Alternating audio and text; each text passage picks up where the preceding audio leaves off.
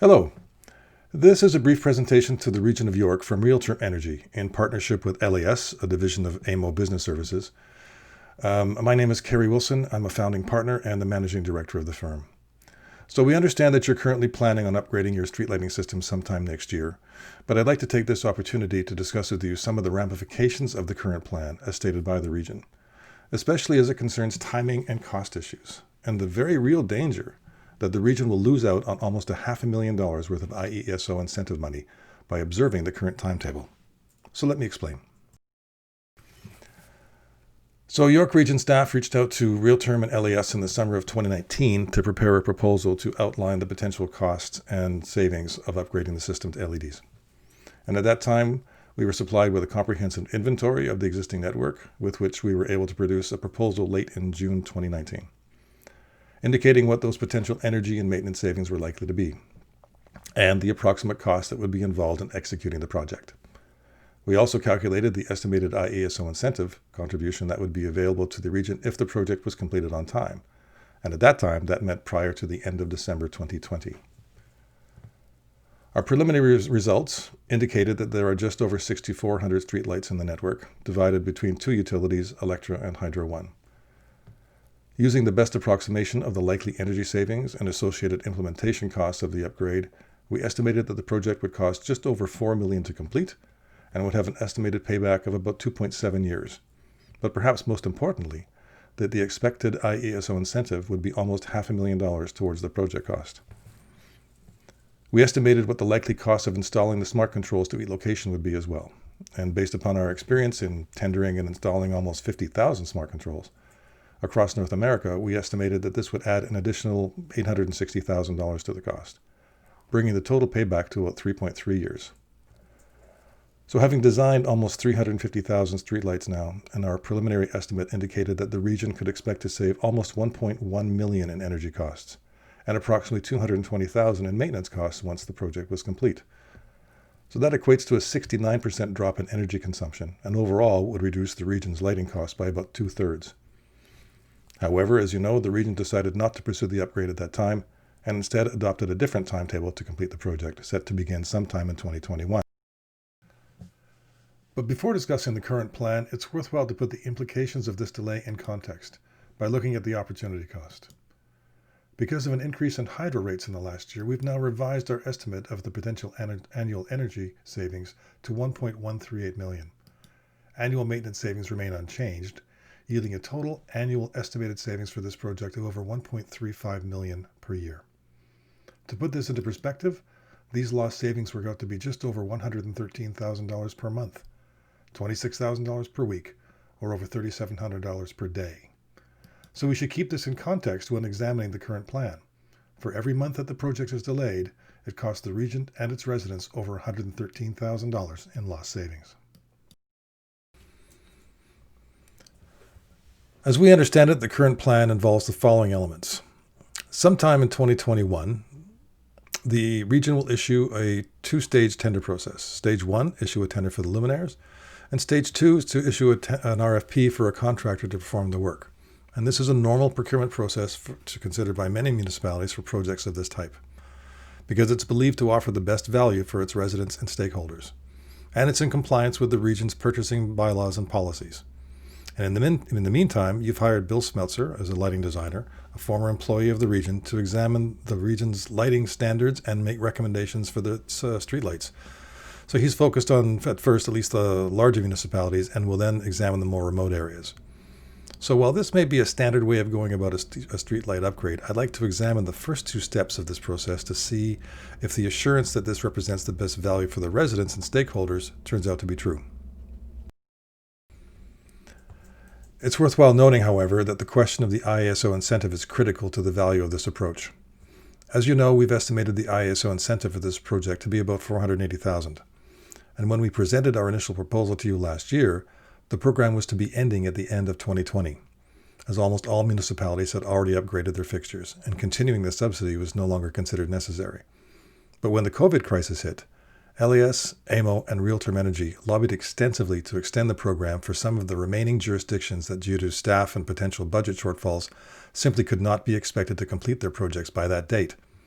Now, we cited a number of jurisdictions that potentially fell into that category, York Region included.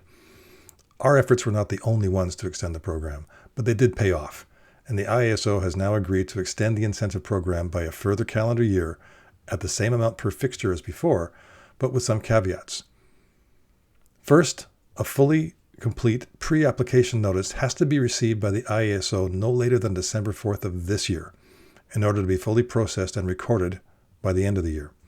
And second, the post-application process must be completed by December 31st, 2021, in order to receive the incentive. So in practical terms, because of the requirement that all contractors have to be fully paid prior to the application being submitted, and that it has to include a 60-day waiting period between the publishing of the Certificate of Substantial Completion and the release of the mandated holdbacks, this means that the project has to be substantially complete by mid-October 2021 in order to meet the deadline to receive the funds. Of note here is that it's imperative that the completed application be received by the IASO in the next few weeks. Otherwise, almost $500,000 towards the contribution to the project costs will be lost. Now, we've concluded that with respect to these timelines, the current plan will not result in a completed project in time to receive the incentive by many months, and that all of, or substantially all of these funds will no longer be available. Why? Well, let's look at the anticipated timelines from the current plan. Assuming that sometime in 2021 means January the 1st and not later, writing, posting, and evaluating a fixture RFP will take something like 30 days to write and another 30 to 45 days to evaluate and select the winning bidder. So again, assuming this all begins on the first day of the year, let's block out that time.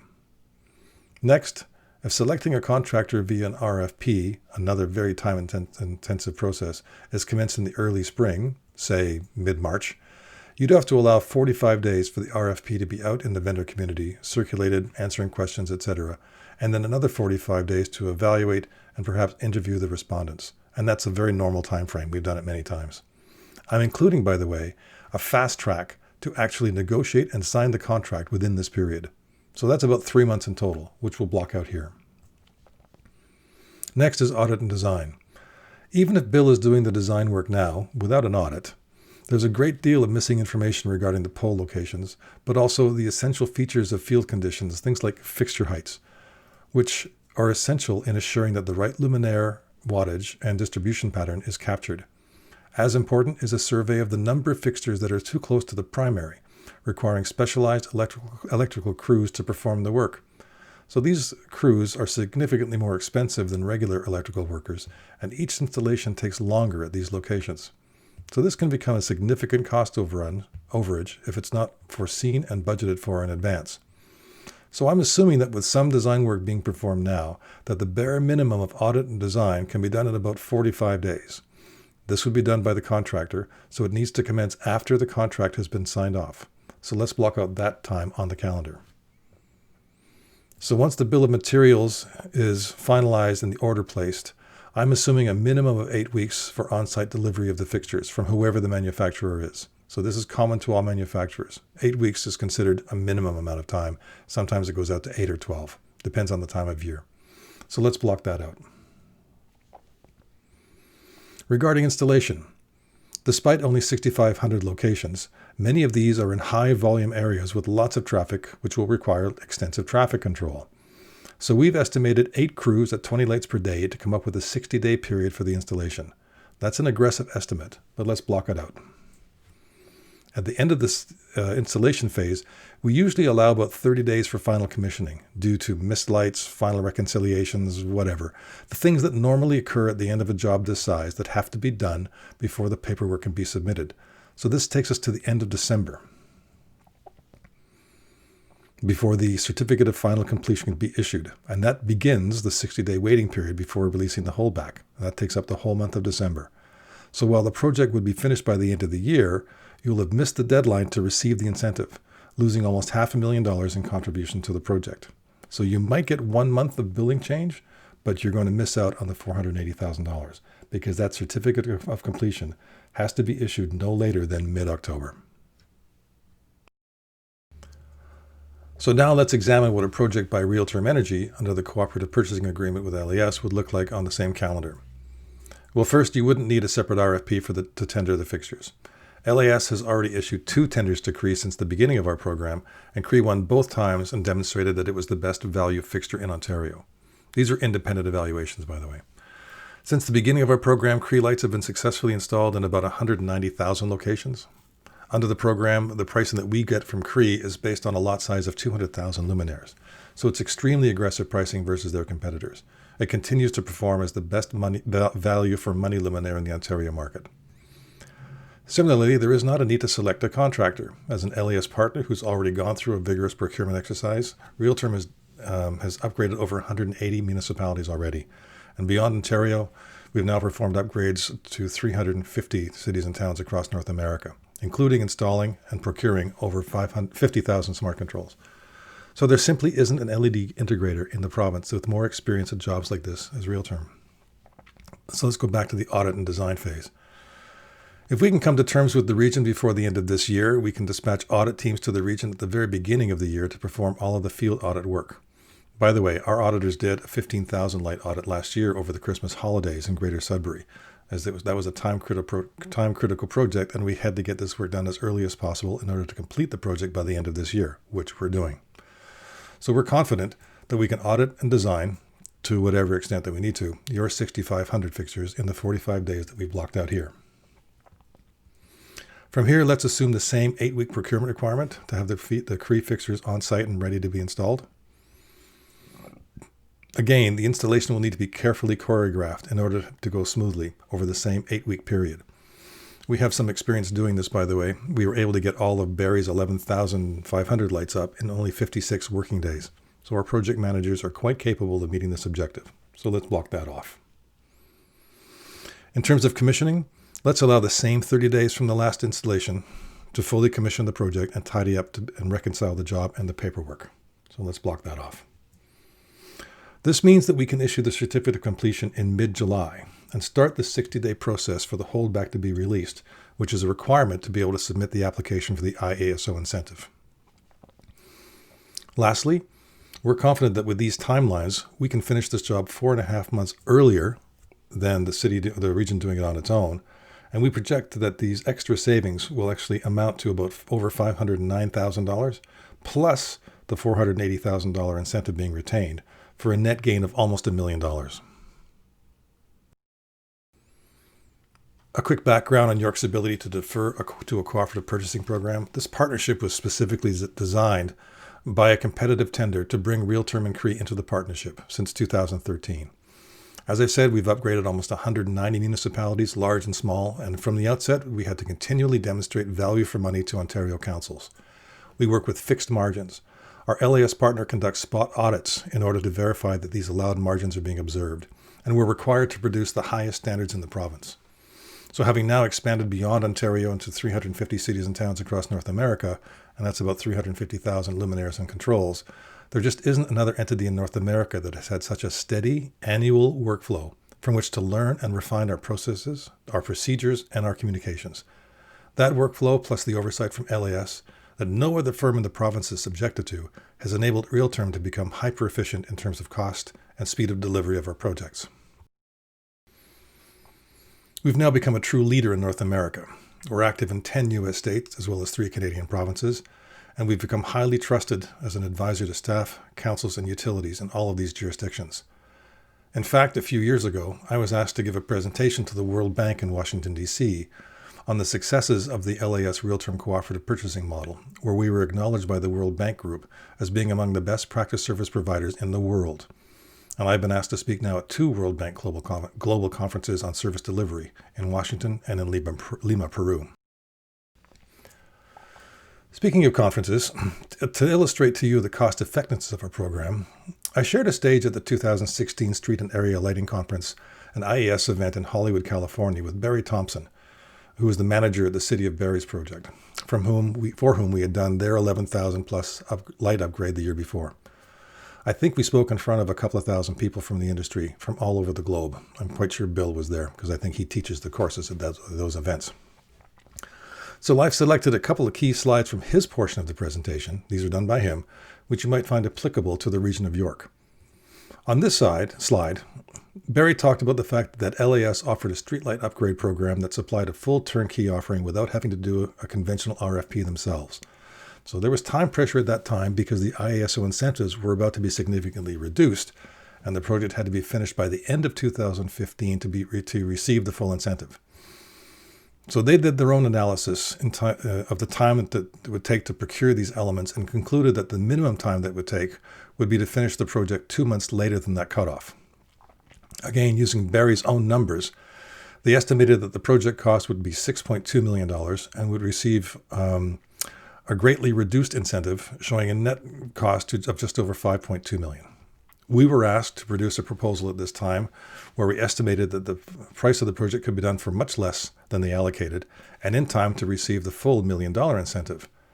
So once the audit was performed and the final costs were in line with the audit results, the project was completed on time to allow them to get the full incentive, and the city saved about $2.35 million by selecting Real-Term Energy and the LAS cooperative purchasing model versus doing it themselves.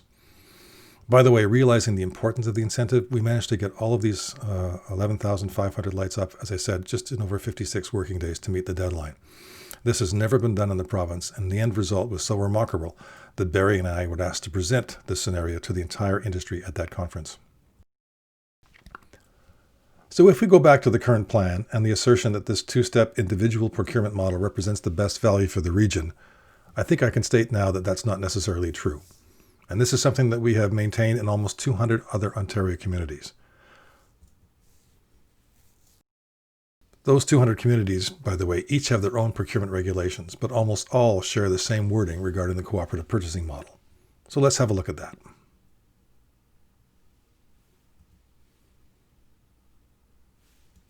The York Region Purchasing Bylaw 2017-30 states that wherever another level of government, municipality, agency, or public authority has completed a competitive procurement and offers to extend to the region the same terms and pricing offered by the successful bidder, the region may enter into a contract with the successful bidder without issuing further calls for bids, whether or not the region was named in the call for bids. As we've discussed, this LAS Real-Term Cree Canada this partnership was designed as a cooperative purchasing program established by LAS through a competitive bidding process in 2013. We'll be happy to provide you with all of the documentation that supports that. To date, this program has updated, as I've said, almost 190 Ontario municipalities without having the need for individual procurement. Each has been satisfied that the process is valid for their individual procurement. This very clause, in whatever form it takes, because it comes from the Municipal Act, was cited in every one of our LED municipal upgrades to avoid a lengthy and costly tender process. So here are some major notable clients. So the City of Barrie was our first larger one, almost 11,000 luminaires. City of Brampton, that's a 5-year project. We're 3 years into it. We finished 23,000 Cobra heads now, and we're doing the other 20,000 decoratives. By the way, Peel Region asked us through Barrie to do all of the region's roads within the city limits of Barrie.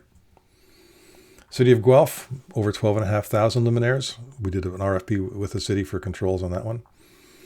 Greater Sudbury, over 11,000 luminaires that are being erected. That project is finishing in the next week or two. Oshawa, a couple of years ago, 12,600 luminaires. City of Peterborough, we did 7,200 luminaires, including an RFP for controls. Niagara Falls, almost 8,500 luminaires. The City of Pickering, over 4,400. Timmins, almost 4,700. Caledon, over 2,100. Norfolk County, over 4,000. And Aurelia, 3,245 luminaires. That project is just finishing up now. We did a full-on RFP for controls ourselves, by the way. And a little closer to home, things within your region, Richard Stouffville, over 4,000 luminaires. That was done on an energy performance contract, by the way. Aurora, almost 5,000 luminaires. And Georgina, over 4,200. Again, an energy performance contract. And if you're wondering how many of these municipalities required a full-on face-to-face meeting with us, with their procurement departments, to work through the logistics of how valid the process was so they could actually defer to the cooperative purchasing model, these are the number of municipalities that had that we had to have that meeting with. That is what has been denied us because of COVID. We haven't been able to meet with you and all of the people in your various departments to satisfy them, as we've satisfied all of these, that this is a valid and legal procurement process, which just leads to a better result. So as we understand the current plan, it absolutely does abide by the purchasing bylaw, this partnership between LAS, CRE, and Realterm. It is a cooperative purchasing program, and it's been cited exactly as I've described by almost 190 municipalities.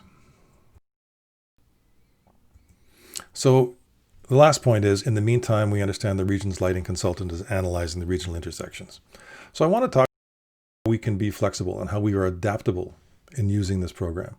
So most Ontario clients, they do opt for Realterm's full turnkey program. But in some cases, usually in the larger municipalities with larger procurement departments, Realterm Energy works with the city's procurement department to procure various elements or services.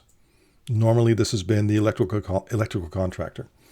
So we have what we call an IQR, which is an installation quotation request. It's 14 or 15 pages. Everything that we've learned in 350 projects as it pertains to installation goes into that document so that we really restrict and understand exactly whatever the installer is going to find on that pole, we want them to price it out in advance. This is how you save costs because there's no gray area. They have to fill in this form very precisely, and we're able to select the right contractor and know exactly what the costs are going to be. We don't know everything. We're not claiming that. But in 350,000 lights, we've seen a lot. Those all get accounted for in our procurement department. So we either post that on the city's website, and sometimes we've done it on our own. If we're not having to do work with the procurement department, we go have our contractors, wherever the jurisdiction is, we have them do that anyway. In 3 scenarios, we assisted the cities with the procurement of smart controls. We worked with the city's IT departments and sometimes their utilities to set out the specs, and we ran 2 independent RFPs on our website, and the third one, we set all the specs up and they ran it as a tender. That was Guelph. So we understand that your lighting consultant is doing at least some of the work concerning designs or setting out design specifications. We're quite willing to work with Bill and or any other design resources that he has to make this thing go faster. We don't have to do the design, although we can do it and he can supervise or vice versa. We're very adaptable, still within this cooperative purchasing agreement. So just a couple of examples of that. In Barrie, the electrical contractor was, the specs were written by Realterm Energy and posted as a city on the city's website as a tender. We had no influence in the final selection. In Brampton, as I said, the EC was, their specifications were written by us and posted on the city tender website. We had no influence in the final selection. And as I mentioned before, Peel Region's lights were upgraded by Realterm in the process. In Guelph, again, the electrical contractor and smart control specs were written by RTE and the city staff and posted as a tender on the city website. We had no influence in the final selection there. In Oshawa, that was a bit unusual because there was just so many city delays. So what we ended up doing was the city had the utility do the contract work. So they were actually the contract entity, and they did it on behalf of the utility did it on behalf of the city. In Peterborough, we worked with the city and its utility, PDI, to develop and run an RFP process for smart controls that integrated with PDI's AMI network. And in Aurelia, we again ran a complete RFP to the vendor community for smart controls, and the city scores the winning bidder just with our council. So let's talk a bit about lighting design. So our comprehensive lighting designs are done by experienced lighting planners. They're all calculated for each unique street using RPA 814 as a guideline, or we can customize them for client preferences. They're meant to optimize energy savings, aesthetics, and safety. So we've designed thousands of intersections and over 350,000 luminaires. Our custom designs actually eliminate the mistakes of the past because we rely very